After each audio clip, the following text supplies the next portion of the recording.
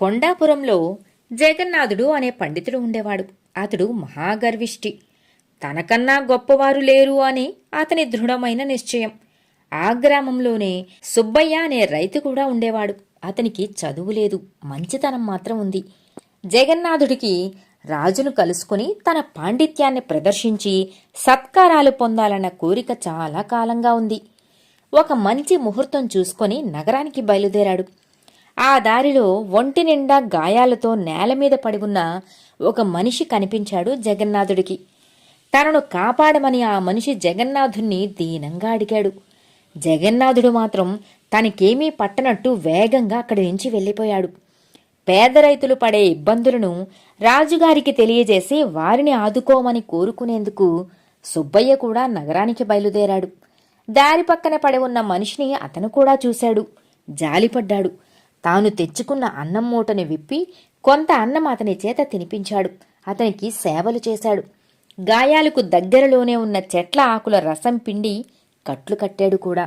అతనిని అతని ఇంటికి క్షేమంగా చేర్చాడు.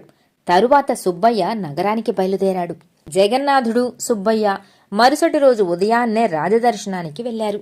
రాజు మొదట సుబ్బయ్యని లోపలికి రప్పించి అతను కోరిన విధంగానే రైతుల కష్టాలు తీరుస్తానని హామీ ఇవ్వడమే కాకుండా వాటిని తన దృష్టికి తీసుకొచ్చినందుకు సుబ్బయ్యకు మంచి బహుమానమిచ్చి సత్కరించాడు రాజు. తర్వాత జగన్నాథుడు రాజుగారి దగ్గరకు వెళ్లాడు.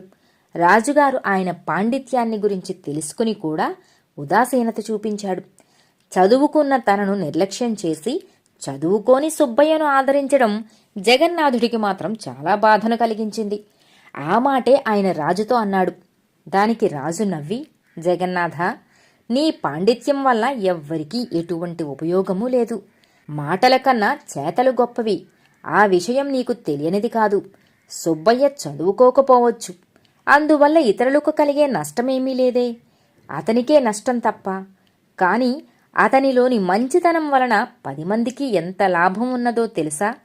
అందువల్ల అతనిని నేను అభిమానించి బహుమానమిచ్చి సన్మానించాను. చదువు ఒక్కటే చాలదు, సంస్కారం కావాలి, సహృదయత కావాలి, సాటివారికి తోడ్పడే మనసుండాలి. ఇవి మనిషికి ముఖ్యమైన విషయాలు. విద్య సువర్ణమైతే సహృదయం దానికి సువాసన. ఆ విషయం మీరు ఇప్పటికైనా తెలుసుకుంటే మంచిది.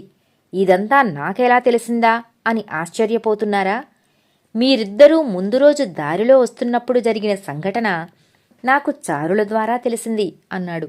ఇదంతా విన్న జగన్నాథుడు తల వంచుకుని వెళ్ళిపోయి తర్వాత తన జీవితంలో పరోపకారానికి పెద్దపీట వేసి మంచి పేరును సంపాదించుకున్నాడు. కథ సమాప్తం.